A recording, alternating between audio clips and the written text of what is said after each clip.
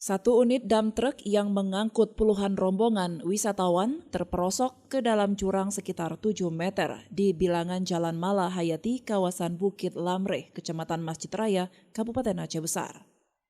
Truk yang penuh penumpang dengan bak terbuka tersebut membawa puluhan wisatawan yang diduga hendak menuju ke tempat wisata di kawasan Aceh Besar itu berasal dari Kampung Balu Lamlo, Kecamatan Kota Bakti, Kabupaten Pidi. Sesampainya di lokasi kejadian, truk diduga mengalami remblong saat di turunan jalan hingga oleng dan akhirnya terperosok ke jurang sedalam 7 meter usai menabrak pembatas jalan.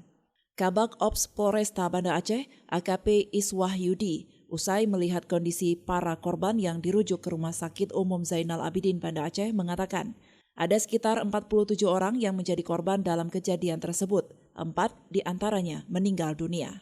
Dari korban luka seluruhnya ada 47 orang, di mana 47 itu 4 meninggal dunia, kemudian 43-nya luka-luka. Dari 43 ini, 2 kritis dan sisanya luka berat dan luka ringan. Di situ rata-rata seluruhnya adalah laki-laki, baik itu anak-anak, remaja maupun orang dewasa.